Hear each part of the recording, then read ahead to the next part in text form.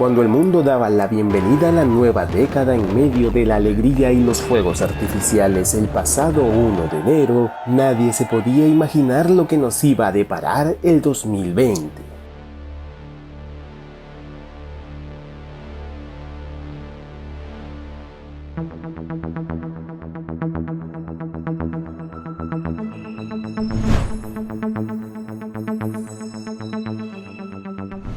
El 7 de enero, las autoridades chinas anunciaron que habían identificado el nuevo virus al que llamaron 2019-CoV. El 11 de enero, China anunció la primera muerte en Wuhan. En unos días surgieron casos en Asia, Francia y Estados Unidos. A finales de enero, la Organización Mundial de la Salud declaró la emergencia internacional ante el rápido aumento de pacientes afectados por el coronavirus.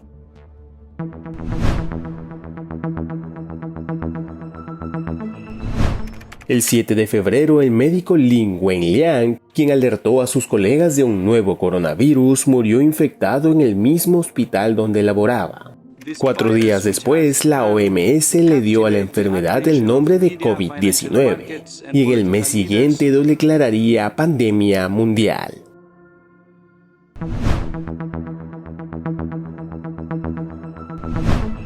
Se ha confirmado el primer caso de infección. El 6 de marzo se registró el primer paciente con COVID-19 en el Perú. En consecuencia, el gobierno de Martín Vizcarra declaró unos días después el estado de emergencia nacional y aislamiento social para evitar la propagación del virus.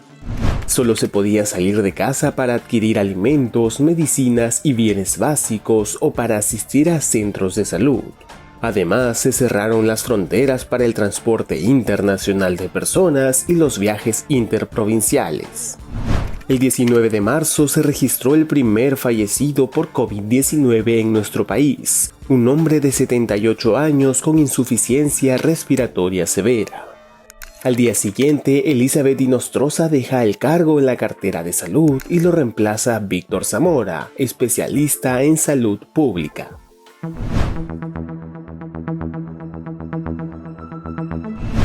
A inicios del mes, el Ejecutivo anunció que el 3 al 12 de abril habría salidas diferenciadas según el sexo para comprar alimentos y medicinas o acudir a bancos. En tanto, los días domingos se establecería una restricción total de circulación de personas. Los casos confirmados de coronavirus se continuaron elevando en todo el territorio nacional. En consecuencia, más de 5 millones de alumnos de colegios públicos empezaron el año lectivo a través de televisión, radio e internet mediante el programa Aprendo en Casa. En un nuevo intento por detener las aglomeraciones en mercados y centros de abastecimiento, el gobierno anunció que se multaría a quienes incumplieran las medidas restrictivas. Por otro lado, el COVID-19 también llegó a los penales y se registraron 28 muertes de presos por coronavirus, por lo que se dictó un paquete de medidas para reducir el hacinamiento en las cárceles y con ello los contagios.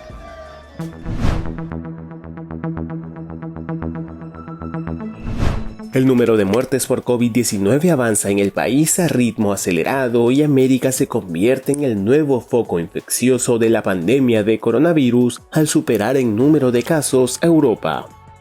En tanto, el Ministerio de Salud confirmó que en promedio más del 50% de los vendedores de los mercados intervenidos en el país estaban infectados con el virus.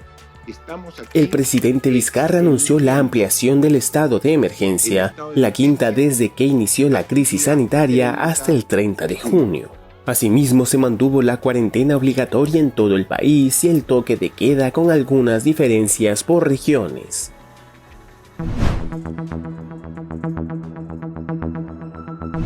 El Ejecutivo relaja algunas medidas para sobrellevar el confinamiento, por lo que desde el 3 de junio las personas reanudaron las actividades físicas en la vía pública.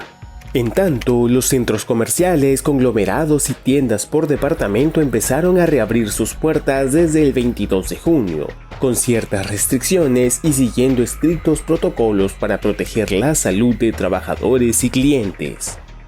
Finalmente, el presidente Vizcarra anunció que desde el próximo mes, julio, se levantaría la cuarentena general en el país y se impondría una cuarentena focalizada en 7 regiones.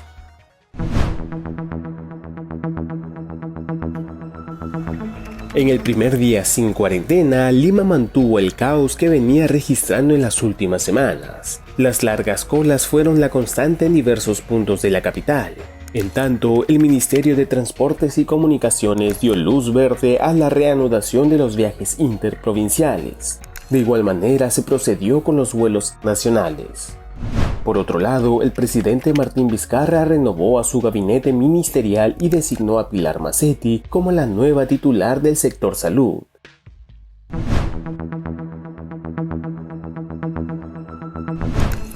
El ministro de Relaciones Exteriores informó que ya se estaban negociando con 5 laboratorios del mundo para la adquisición de la vacuna contra la COVID-19.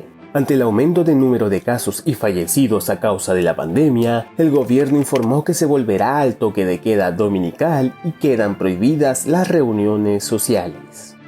11 días después de este anuncio ocurriría una tragedia. 12 mujeres y un hombre murieron en una intervención policial en una discoteca que funcionaba de manera clandestina en Los Olivos.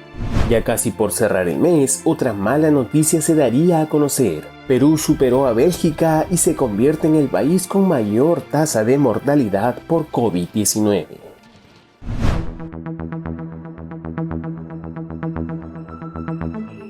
Una misión científica china arribó a Lima trayendo un lote de vacunas contra el COVID-19 que se inyectarían a 6.000 voluntarios como parte de los ensayos clínicos en nuestro país. En tanto, a mediados del mes, el presidente Vizcarra y la ministra de Salud señalaron que los indicadores de contagios, hospitalizaciones y muertes por coronavirus disminuyen gradualmente en el territorio nacional. Por tal motivo, se levantó la inmovilización obligatoria los días domingos en casi todo el país. Sin embargo, el uso de vehículos particulares aún quedaba prohibido a fin de evitar las reuniones sociales. Sobre las coordinaciones de la vacuna, el viceministro de Salud Pública informó que el Perú suscribió un acuerdo con la COVAX Facility, una colaboración global para acelerar el desarrollo, la producción y el acceso equitativo a las vacunas.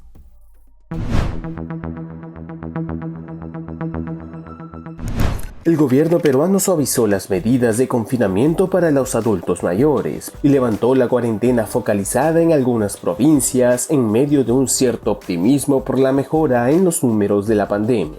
En tal sentido, también se autorizó el reinicio de vuelos internacionales a ciertos países bajo estrictas medidas sanitarias. Por otro lado, ante el incremento de personas en el litoral limeño, el gobierno dictó un decreto en el que se prohibió ingresar a las playas los viernes, sábados y domingos a fin de evitar las aglomeraciones.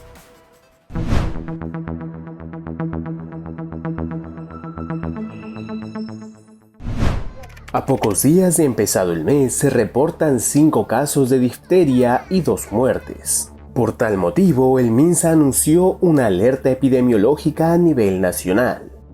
Días después vendría la destitución de Martín Vizcarra y la asunción al mando de Manuel Merino.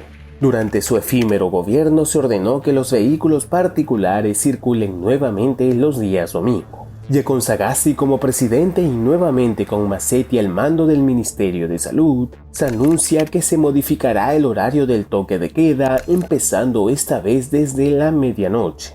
En tanto, el MINSA informó que el 35% de la población de Lima metropolitana ya ha tenido COVID-19.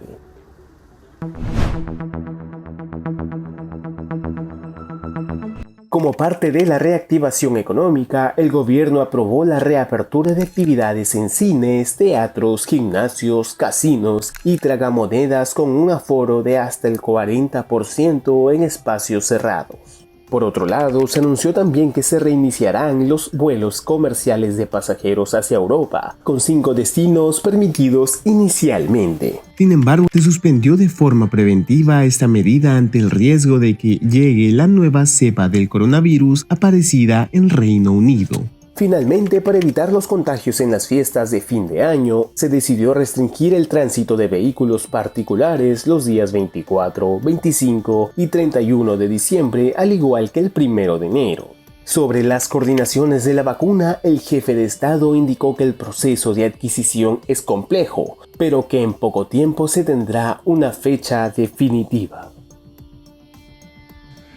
El objetivo final es vencer la pandemia. En eso estamos y no vamos a descansar hasta que todos estén vacunados.